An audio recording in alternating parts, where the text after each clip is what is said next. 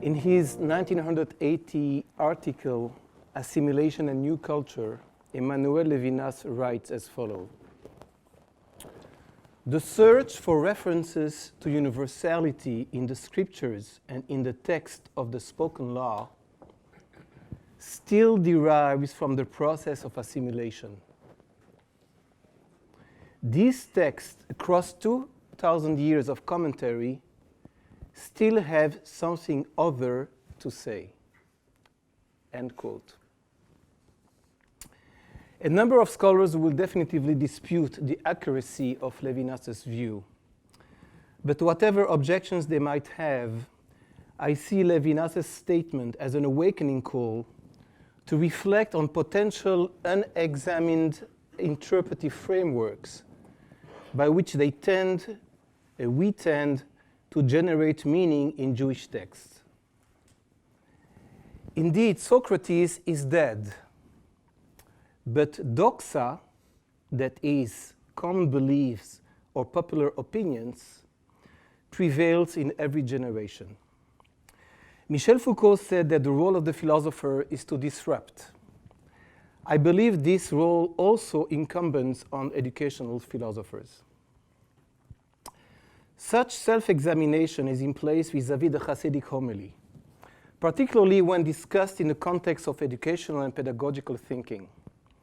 Indeed, the Hasidic homily is a distinct literary genre of Jewish discourse that awaits serious attention by Jewish educational scholars interested in teaching and learning. This interest is not solely intellectual, but also a practical need, particularly in the wake of emerging study of Hasidic literature in non-Hasidic institutions of adult Jewish learning, both in Israel and in the United States across denominations. I therefore recently set out to articulate the foundations and to delineate the contours of a pedagogy for the study of the Sfat Emet's homilies as a model case of this genre. This paper addresses implicit sayings about non-Jews within the spiritual interpretive homilies of Rabbi Yehuda Aryeh Leib Alter, 1847-1905, a leading figure among Polish Jewry, who was the leader of the Ger Hasidim and the author of what is known as the Sfat Emet homilies. While this morning I will address one concrete case of applied hermeneutics, like any good educational practice, it embeds broader philosophical and educational views, some of which I will discuss briefly at the end of the paper. A last note of contextualization. This discussion is part of a broader educational and philosophical project in which I seek to explore and develop a post-critical practice, mainly mitzvot, based Jewish religious educational philosophy.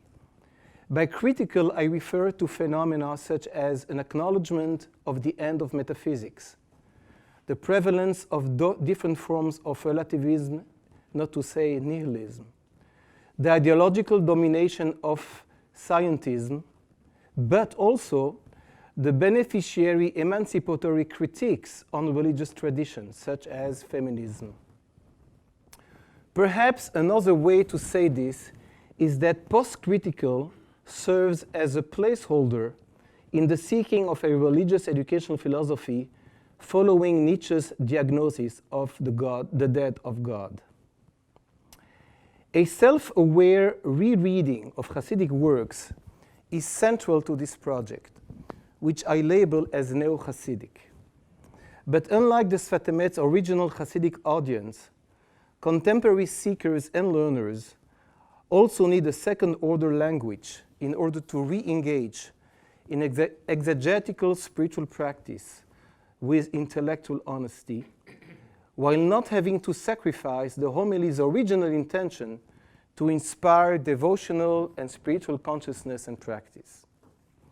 Rabbi Alter summarized and edited by himself his homilies as concise notes shortly after delivering them orally, in order to convey his profound nuanced understanding of sacred and religious life. These homilies do not include explicit derogatory statements about non-Jews, as far as I could check in the more than 3,000 homilies that we have. such as can be found in a number of other Hasidic works. For example, the famous Tanya quote, which posits that all human beings possess a nefesh behamit, an animalistic soul, whereas only Jews also possess a nefesh elokit, a godly soul. Yet in a vast number of homilies, Sfat Emet does talk about Jews' superior spiritual propensities. As he discusses certain topics, such sayings are tempered at times by references to the verses of creation of all human beings in Genesis 1 and 2, such as Vayipach be'apav nishmat chayim, which in the homily can be read as referring to Jews and non-Jews alike. And yet, a good number of homilies express a clear superior spiritual propensity by Jews as individuals as well as a collective. For example, in Sfat Emet's homilies in this week's Parashat Yitro, there is an emphasis on an ontological imprint which Jews underwent at Sinai and which since remains alive in all future generations. For example, while discussing the pasuk V'ha'am ro'im et hakolot as a kind of in-seeing, a human ability of divine seeing into the heart of things, Sfat Emet adds, Ukshe'akadosh baruch hu amar Anochi Hashem Elokecha, Nata, implanted, Ze koach, this ability, benefashot bnei Yisrael, netiya kayemet she'i efshar lishkoach. In another example, in reference to the revelation at Sinai, he writes, and this is the meaning of Anochi Hashem Elokecha. הוא חלק אלוקי ממעל, שנגנז, concealed, בכל איש ישראל. Many similar statements can be found as pertaining, for example, to a divine affinity between the Jewish soul, and the soul of the Torah. All attest to a view reflecting a superior, unique spiritual propensity grounded in an ontological difference between Jews and non-Jews. Such statements beg the question, how might they be read? First, a methodological note on the theoretical basis of my next move. It is grounded in the work of Paul Ricoeur and his distinction between explanation and understanding. You will note that universalism and particularism are at the core of this methodology. First, the term of explanation.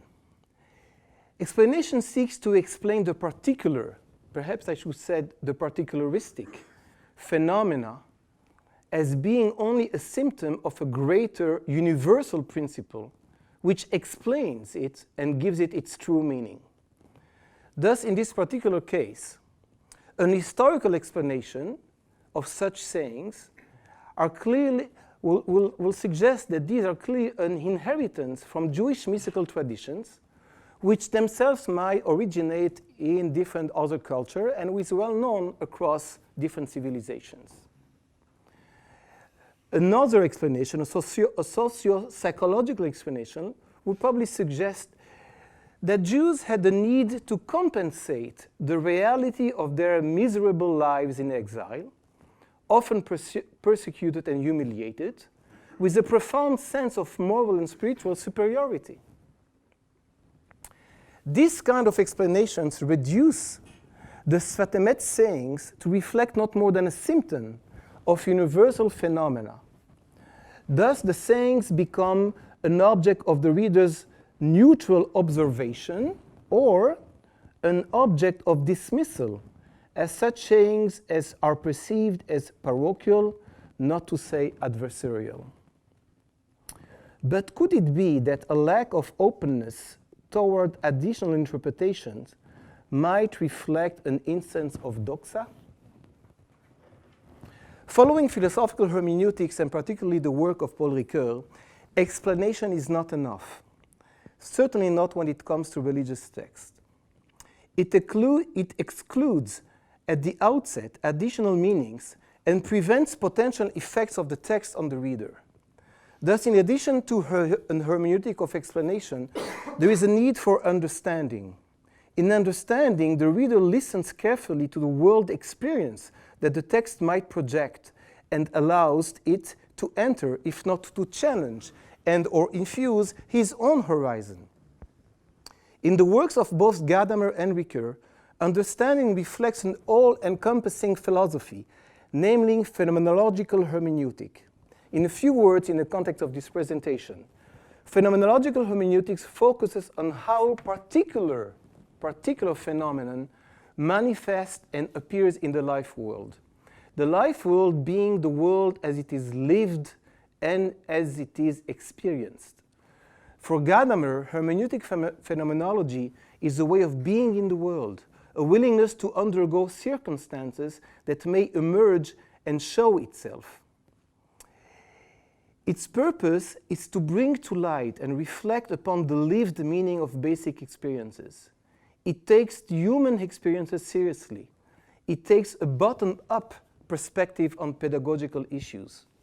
Most important in the context of this conference, it does not seek to interpret the particular in the light of the universal. Thus, from this perspective, how might Sfat Emet's statements on Jews' spiritual propensity be understood? I suggest that we listen to them as phenomenological expressions of lived intimacy in the lived religious practice, in ritual, in mitzvot, and in one's consciousness. From a phenomenological perspective, such lived intimacy refers to what Danny Merom alluded to on Sunday, some qualities of the primary, probably preconceptual religious experience. It also refers to a quality of the intra-personal realm of one's religious practice. Moreover, the intimate reflects the acknowledgement of an alterity, a radical otherness in ourselves. A number of contemporary teachers of Hasidism conceptualize the divine element, the divine spark, which dwells in everyone, in terms of one's most personal, individual, and private element, which they also tend to identify with classical views of the individual modern liberal tradition of the self. Yet I believe this to be probably a reasonable but sad misreading of Hasidic text. It is more likely that such Hasidic views correspond to Augustine's definition of intimacy. As he tries to describe his search and his finding of the divine, Augustinus writes, "Interior intimus meo." You, God, are more inward to me than the most inward part of me. As opposed to privacy, intimacy refers to what dispossesses, deprives me from myself, from what I own. It is an unmediated experience of radical otherness in me as well as outside me, which of course has ethical implications. When sharing this with others, who I am willing to share with, others whom I have elected, I am in an intimate relationship with them. I also allow them to change me. Thus, intimacy also lies at the core of a type of interpersonal relationship. Finally, and most important, let me note that intimacy ends at the very moment there is an intrusion of an outsider's gaze. Here is an example from the Sfat Emet. The Talmud in Masechet Betzah says that all commandments were given in public, but Shabbat was given betzin'ah, translated as privacy. I would suggest rather in intimacy. Shene'emar, beini, listen to the image, beini uven bnei Yisrael, ot hi leolam. On the basis of which the Sfat Emet writes, Shabbat nitna betzin'ah, shene'emar beini uven bnei Yisrael ot hi leolam.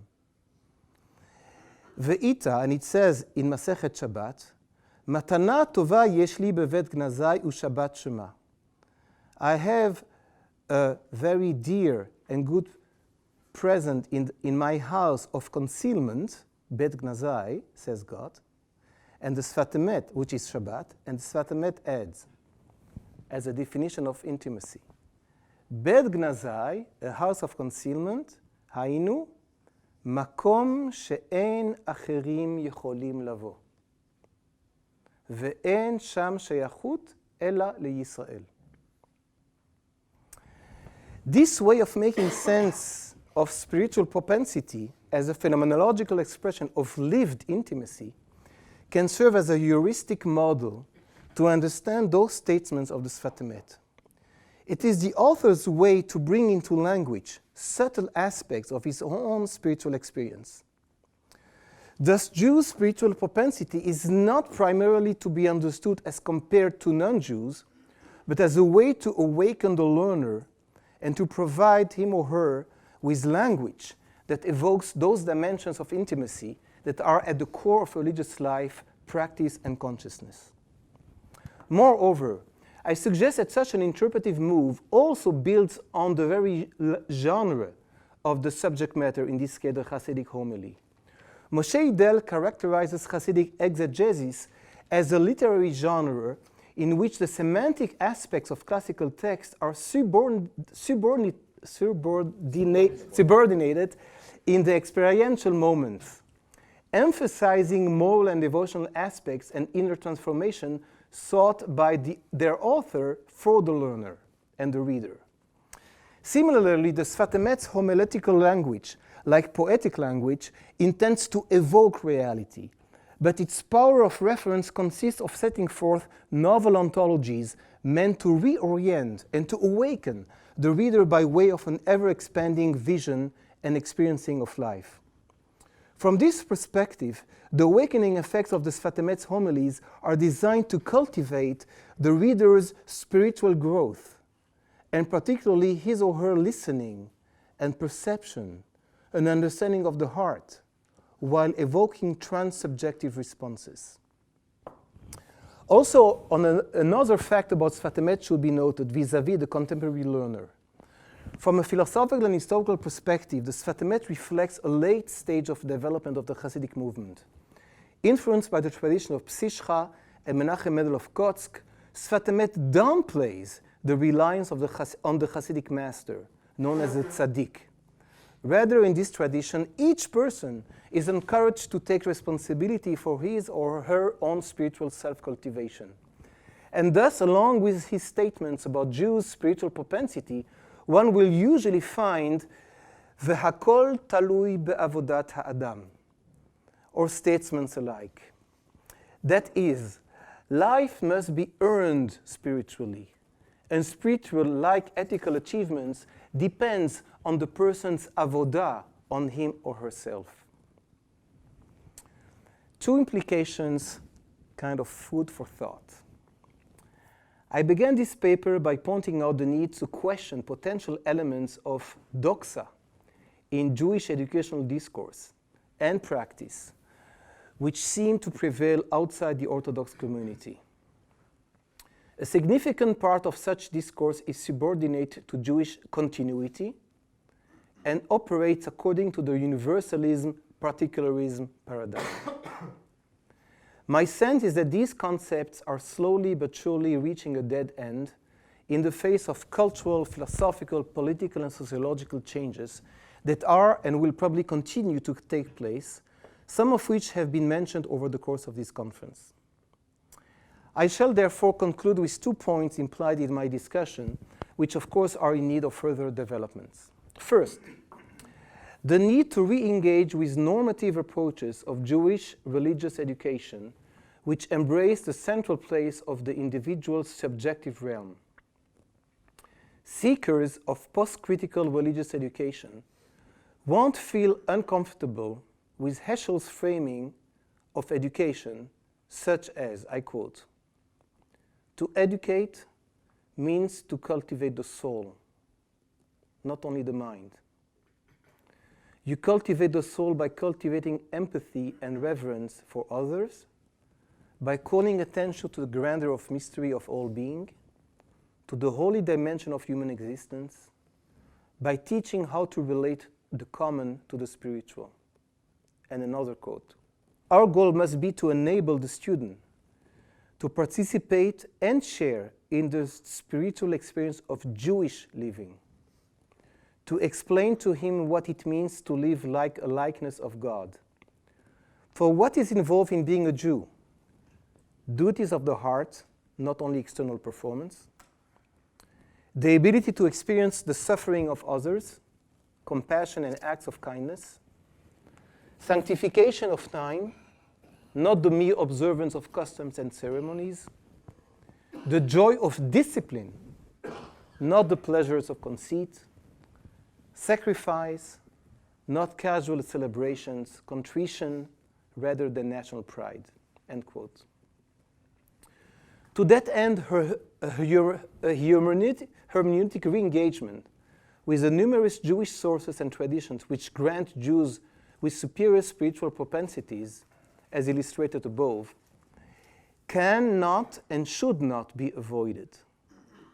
It goes without saying that such educational and spiritual exegesis makes only sense in the context of a living, practice-based community. In this regard, intimacy might be a richer concept than particularism, as it tends to connotate the lived experience, embed in specific language and practice, grounded in one's particular biography, and nurtured by one's proactive, ethical, religious cultivation. But intimacy does not only imply the cultivation of the intrapersonal, but also of the interpersonal within the community of religious practice. Within the community as a beginning, not as a limit. A footnote for the philosophers in this room. I shall add that although I suggested that traditional sources of Jews' superior spiritual propensity should be read and used as a phenomenological and pedagogical tool, in the context of philosophical hermeneutics, phenomenology ends up, at the end of the day, so to speak, in retrieving new meaning of ontology. My second and last point pertains to the need of contemporary Jewish educational thought to revise and to challenge the conceptual frameworks it has used for the last decades. To that end, a thorough analysis of the replacement of the humanist concepts of universalism by standardized, globalized, and economy-driven culture is in place. This replacement does not only challenge cultural identities, but some of the basic tenets of the human. I conclude with one specific example in the goal to highlight the countercultural role of intimacy.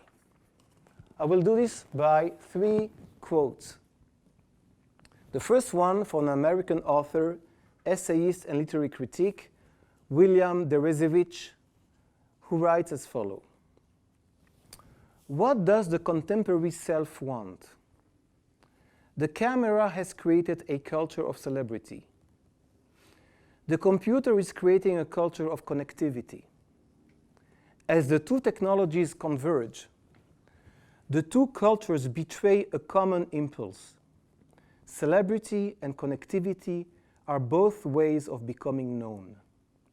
This is what the contemporary self wants. It wants to be recognized, wants to be connected, it wants to be visible, if not to the millions on Survivor or Oprah, then to the hundreds on Twitter and Facebook. This is the quality that validates us. This is how we become real to ourselves, by being seen by others. The great contemporary terror is anonymity. If Lionel Trilling was right, if the property that grounded the self in romanticism was sincerity, and in modernism was authenticity, then in postmodernism it is visibility. End quote. A second quote from Zygmunt Bauman, Zichrono Livracha, who passed away 6 weeks ago. The updated version of Descartes' cogito is, I am seen, therefore I am. And that the more people who see me, the more I am. End quote. And finally, Milan Kundera. God's eye has been replaced by a camera. The eye of one has been replaced by the eyes of all. End quote. As I said earlier, intimacy ends at the very moment there is an intrusion of an outsider's gaze. In a society of spectacle, I'm borrowing Guy Debord's title of his book from 1967, the cultivation of forms of intimacy is a countercultural act and perhaps even an act of heroic resistance. Thank you.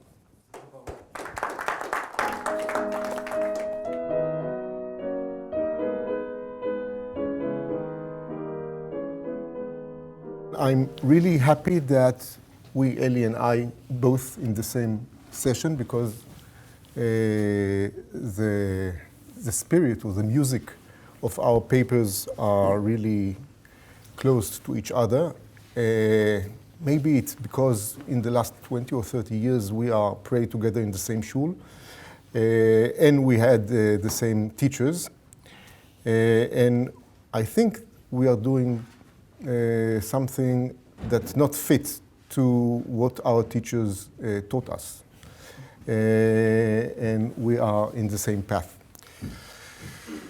In this conference, we are dealing on the relationship to the non-Jews in the Jewish literature and Jewish education. And I would like to speak about this subject from a different perspective, i.e., I would like to rethink with you on the definition of the discipline of Jewish thought. This discussion is connected to our subject, but with a different touch. I will try to raise the questions of the exclusive relationship of Jewish thought to the Western culture. I'm curious to hear your thoughts on this issue, both on the analytical question of what is the meaning of Jewish thought, and from the educational implications of this issue. Jewish thought is a field of knowledge with much debate surrounding its definition. The debate has to do with the nature of the field, and the questions raised are, in the thought context, what is a work of Jewish thought? And in the research context, what is research of Jewish thoughts? And what is its relationship with other Jewish studies and or with philosophy? In my book, Jewish Thoughts, I voiced the words of my teacher, Professor Aviezer Ravitsky, who expressed a claim that he did not establish, but that he sounded most clearly, that the Jewish thought is a discipline which is defined as a reflective meeting between the Jewish canon or the Jewish interior and the philosophical universal exterior. I can think of two sources from the research and from a good Hasidic story supporting the claim of Jewish thought as a reflective meeting or encounter. The research one can be found in the distinction made by David Hartman and Peter Berger, who describe the possible reaction to the encounter between faith and reason. And these are Hartman's words. The first approach is the way of insulation. This approach will block out any possibility of contact between faith and reason due to the belief that truth can be found in the words of God. How can we possibly attempt to use human finite knowledge to push aside the infinite godly truth? This approach is akin to that of the ultra-Orthodox. The second approach is that of dualism. It claims that religion and reason do not affect one another because religion's foundation is in Maaseh Mitzvah, in praxis, and reason is based upon abstract truth. One has no contact with the other, This approach can be found in Leibovitch's writings. The third approach is the way of rejection. This approach claims that, indeed, there is a built-in contradiction between faith and reason, and religion is only a myth apart from the truth of philosophy, as can be seen in Spinoza's thought. The fourth approach is the way of integration, which claims that there is no way to avoid the combination of religion and reason. This is a necessary encounter religiously and psychologically. Without this encounter, the believer will live in schizophrenia. These conflictual meetings of religion and reason awaken the religious commentary in light of the challenging science and reason placed before religion, as can be seen in Maimonides' writing, as well as all other religious philosophers. We can find the narrative context of this idea in the famous Hasidic story, The Treasure, about a Jew, Rabbi Yitzchak Krakow, who dreamt of a treasure buried underneath a bridge far, far away from his home. He journeyed and discovered the bridge, but was caught by the bridge's guards who brought him to a trial by the local minister. The minister teased the rabbi, saying, "Was it worth it to travel so far for a dream? Who believes in dreams? I had a dream telling me I should travel to Krakow to find someone by the name of Isaac, and if I were to dig underneath this Jew's fireplace, I would find treasure. But should I let stupid dreams to waste my time?" The story ends saying Rabbi Isaac immediately understood that he came all the way to Prague in order to hear these words, and now he understood that the treasure would not be found here, but in his home. He returned home and found the treasure and became rich. This story can be used to a great effect at a Haredi Tshuva seminar, i.e., a Jew must not think that the treasure is outside, rather the treasure is at home. But one can come up with a different interpretation. One is only able to learn about the interior treasure after being exposed to the exterior. As long as one is closed within his own Daled Amot Shel Halacha, he is unable to recognize his inner condition. The meeting or the confrontation of the interior with the exterior becomes a creative encounter. What are the implications of the encounter scenarios theoretically and educationally? I can think of three streams. The critical particularistic approach will argue that Jewish thought, which is based on questions that essentially come from the outside, is problematic. It changes the interior according to questions which come from the exterior. When the Jewish canon is challenged by exterior questions, the exterior dictates a theoretical agenda which does not stem from interior context. A comparable example can be shown from the case where the research of the educational process is based upon questions from psychology.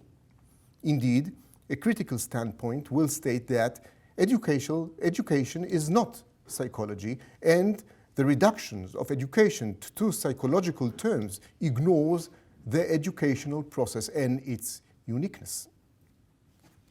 2.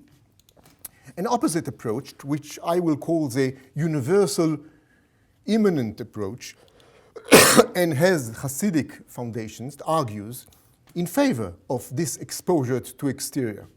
For this point of view, this exterior must not be reviewed as something external.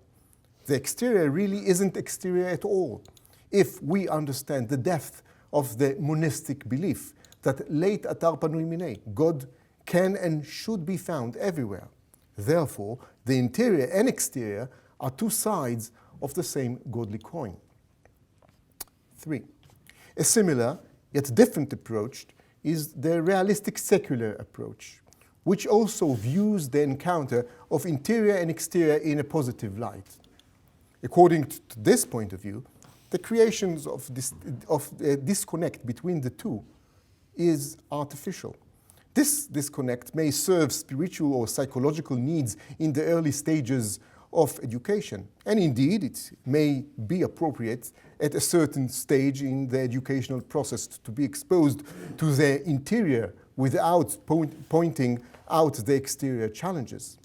But this is not a position that holds water in the long run. Fundamentally, the disconnect between the interior and exterior is imagined. The disconnect prevents communication between the secluded community and the world in which they live, and influenced by no matter how hard someone may try to avoid this fact. Furthermore, seclusion prevents exposure to the tools necessary for dealing with the challenges of the ever-evolving present. When we understand this idea of Jewish thought as an encounter, we understand that Jewish thought is a fundamentally educational project. Its attempt to translate the Jewish canon into the world of philosophical terminology, which is then deemed reasonable after facing philosophy's criticism of religion. We can understand that one who is threatened by general education will eliminate themselves from exposure to the crisis of religion in the face of reasons and from Jewish thought as an encounter. His goal will be to save himself from the cultural experience that contradicts religion beliefs, where philosophy stands as the deciding judge against religion. On the other hand, one who is exposed to the true Jewish thought will discover that the personal perplexities he faces when approaching religious discussion are well founded in the famous philosophical literature. These perplexities do not originate merely from the loss of faith or personal weaknesses. The students will discover that their personal dilemmas were in the spiritual arena long ago.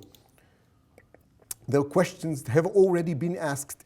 The greatest Jewish scholars addressed them. The sky has not fallen. Spiritual works were created due to these challenges. The student will recognize how the creative power of Jewish culture, which compels the great Jewish thinkers of the past, is based on a course of exposure, perplexities, addressing questions, and creativity. There is no creation or renewal without exposure and confrontation. Avi Sagi criticizes the intellectual reality of the encounter as we are familiar with in the departments of Jewish thought in the Israeli universities. He argues that these departments of Jewish thought provides only a history of ideas. They contain a review of all that was, but they do not make any statements or claim of significance about the present. Those who study Jewish thought have lost the ability to make philosophical arguments. The field is more like archaeology, depicting the past and devoid of the philosophical abilities possessed by the heroes of the past, like Buber, Rosenzweig, Maimonides, and so on. In that case, we must ask, what is the appropriate alternative? And the answer must be a real Jewish philosophy. But what exactly is that? I will now lay out numerous options to replace, for the most part, the theory of the encounter. 1. We have just mentioned Sagi's approach, which I will call Jewish philosophy as a professional activity. Essentially, Sagi deepened the encounter thesis and claimed that the meeting with the philosophy of the other must be done with greater diligence. If the student does not show independence, analytical, and intellectual philosophical abilities, he will not be a producer of Jewish philosophy. If he is not a professional philosopher, he will not create Jewish philosophy either. This seems to be obvious. There is here demand for professionalism, which is a prerequisite for a philosophical task. But this approach does not clarify why this professional philosophy is specifically Jewish. Is it just because a Jew has spoken these thoughts? Is it because the discussion takes place within Jewish society, with questions posed by Jews? If we make use of Shlomo Pine's famous critique of Jewish thought, we can see that it can be an effective attack against Sagi's stance. Pines argues that Jewish thought is merely a philosophical parasite, drawing from philosophies that preceded the Jewish philosophy. Jewish philosophy is not a conceptual breakthrough which can justify its own special niche. It does not hold a philosophical change such as those of existentialism, materialism, idealism, or pragmatism. Maimonides is a neo-Aristotelian. Rosenzweig is a student of Schelling. Cohen is a neo-Kantian, etc. Professionalized philosophical capability are, in fact, not enough to establish Jewish philosophy. 2. I will now contrast this approach with Jewish philosophy, whose foundation lies in the uniqueness of language. This approach claims that the enemy of the Jewish philosophy is the idea of all-encompassing philosophy, or a universal philosophy. In other words, there is no general without any particularistic aspects, especially in the field of humanities. Humanities science miss the point when they tried to copy natural sciences which defined everything using general mathematical language. This is the scene of Migdal Bavel, and in this attempt, the deep particular dimensions of ideas are left behind. A full translation of ideas can never be achieved. On the other hand, pondering the specialness of these particular ideas allows the ability of Jewish philosophy's discourse. Jewish philosophy stands on the respecting of the uniqueness of the language, its special feelings and sensitivities, the insights which arise from its internal metaphors. Again, reductions, universal models, and conceptual or spiritual structures will miss out the heart of Jewish philosophy. And Manitou's writings, which based deeply on the Sod HaIvri, the secret of the Hebrew language, may be used as an opening to discuss these ideas. 3. The independence of Jewish philosophy can also be expressed by the ontological argument. This approach will claim that the Jewish worldview, or the reality, physically and metaphysically, are different than the Western perspective. I will try to clarify the argument using the following example regarding the concept of holiness. Holiness is conceived mostly in the Western discourse in sociological normative terms. This approach believes, and was strengthened following the concepts of autonomy, Kant's philosophy, and the study of sociology, that people establish their own world. Holiness does not exist in the world as it is, but rather is a cultural product. Opposed to this stance, there is the claim whose basis is found in the Kabbalist and Hasidic thought. The holy is God's presence in time and space. And the assumption is that late atar panui minei. There is no space without God. And Yoram Jakobson's outstanding articles on the Maharal is a great example which clarify this position. This approach completely contradicts the spiritual physical dualism of Platonic and Aristotelian philosophy, which influence the classic Western philosophy and the dualism in the Western religions. I would like to argue that there is a deep connection between the dualistic stance of Plato and Aristotle and the sociological normative holiness. And I understand that I don't have the space to extend this connection in this lecture. The other polarity, the sociological normatives philosophy and the immanence philosophy, influence various levels, such as ontology, psychology, ethics, politics, education, and more. In other words, to see the world or to understand it through the immanence philosophy changed everything. 4. The uniqueness of Jewish philosophy can also be based on logic, or the uniqueness of logic, as we can see in the writings of Rabbi Moshe Avigdor Amiel. Amiel, for instance, argues that the unique logic of the philosophy of Judaism is within the logic of halakha. The philosophy of halakha, according to this approach, is not philosophy in the service of halakha, which imports exterior assumptions from the philosophy of law, such as Dworkin, Hart, Austin, or gender discourse. This stance argues that those who would like to trace the philosophy of Judaism must drop the Greek Western base assumptions which were forced upon the world of Jewish text, and all this Amiel says against the project of Maimonides. According to Amiel, the logic of halakha tools are not Aristotle's logic principles, but rather the 13 rules of the Talmudic hermeneutics, 13 מידות שהתורה נדרשת בהם. This Jewish logic generates a different story, an alternative worldview which suggests different concepts of state law, ethics, and understanding of humanity.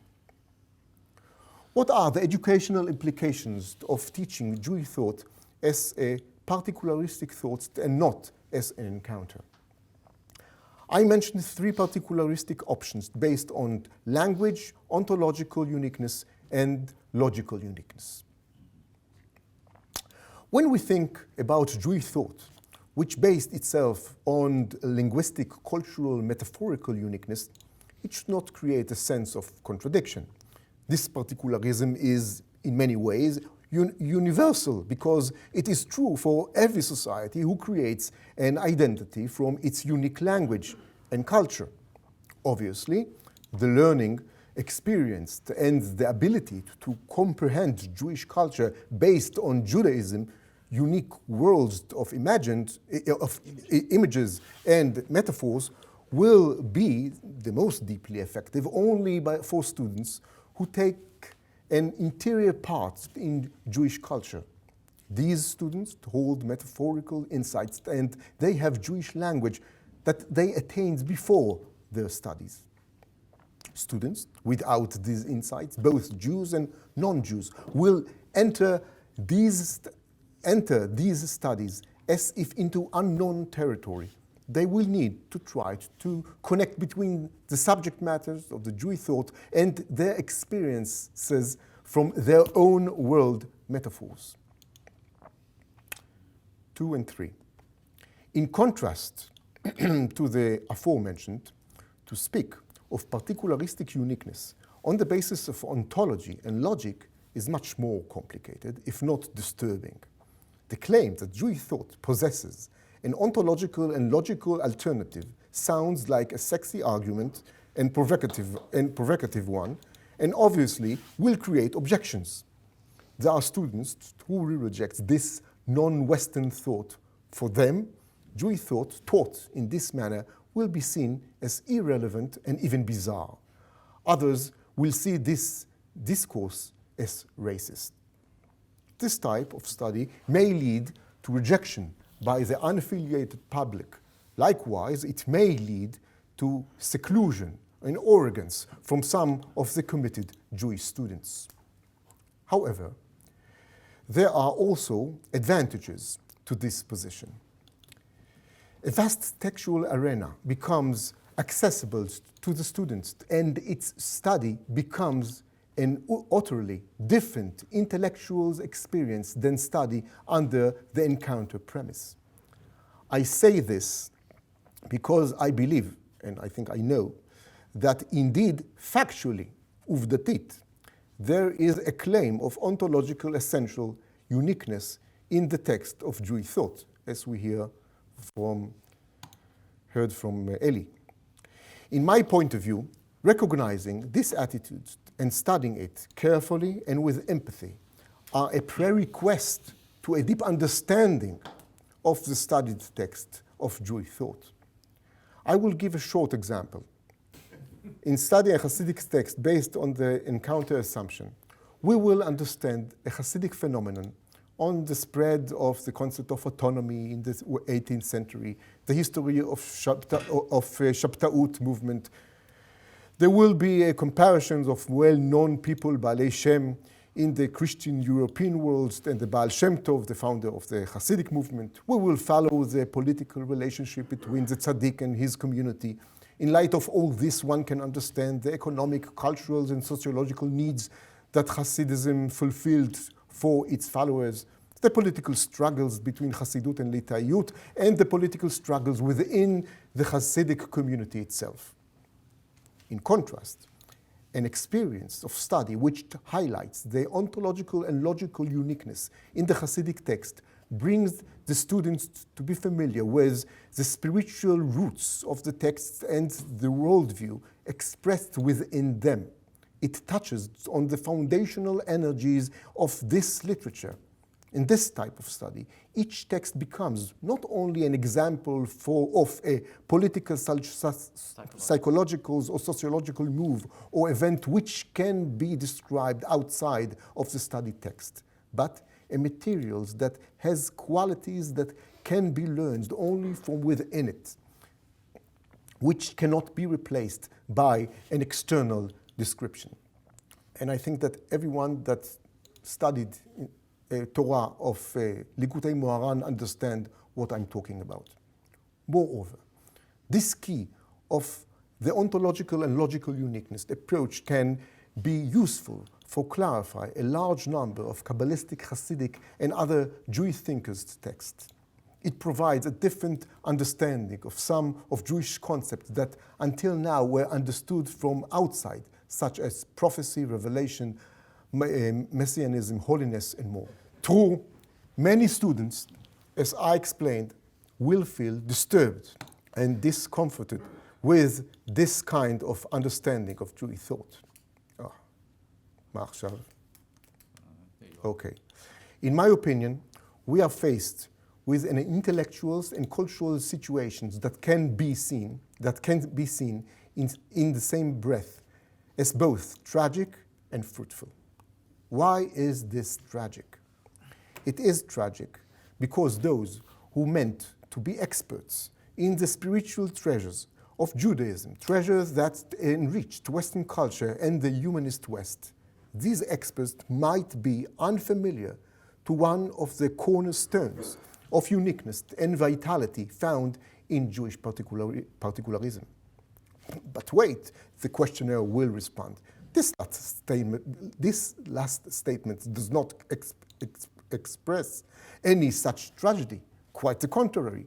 For those who hold the that Jewish thought is an encounter, and only encounter, this is just the right way to think. It is unthinkable to participate in an exclusive and arrogant discourse. Indeed, there is truth here. We are familiar with racist interpretations on these texts. And yet, the tragedy is in the fact that Jewish spiritual treasures are locked up if they only translated for Western ears. In doing so, the vitality, the heart of these texts was only viewed from afar by those academic scholars who translate Jewish thought only through the reasonable Western thought. There are also sociological facts. Many Jewish educational institutes abandoned the assumptions of the academic discourse of their encounter. Many Jewish education institutes provide the space that expresses Jewish thought in its ontological and logical uniqueness. But a midrash, seminars, high schools, yeshivot becomes to be attractive for exactly this reason. They represent an alternative framework for Western discourse. They offer a textual richness and a long run of traditional thoughts is seemingly longer and deeper than that of the idea of Jewish thought as an encounter. In my humble opinion, it is highly important to prevent the alienation of students in academic study halls whose hearts are more geared towards the encounter than those dwelling in Batei Midrash who are more geared towards the ontological logical uniqueness. The bridge between the two lies in the elements which has been rather weak intellectually up until now, and that is the logical uniqueness. This field needs developments and deepening. Meir Buzaglo's books, A Language for the Faithful, Safa Lema'aminim, is the start of a revolution in terminology which must be strengthened. It is very important for me to emphasize, in these ideas, I don't want to oppose the concept of Jewish thought as an encounter. Jewish thought as an encounter is my foundation stone for my understanding of Jewish thought and its educational implications. I believe in all I said before in favor this way of thinking. But, as I said, there is an approach which I call the universal immanent approach, which argues in the favor of the exposure to the exterior because its assumptions that later tar panui minei. For this approach, the interior and exterior are the same side of the same godly coin. I can say the same thing on the polarity between the concept of Jewish thought as an encounter and the concept of Jewish thought as immanent philosophy or un-Western thought. Both of them are two sides of the same godly coin, educationally and intellectually. The question now is how to create a unity of opposites between them. And as Mark said yesterday, tam velo nishlam. Thank you very much.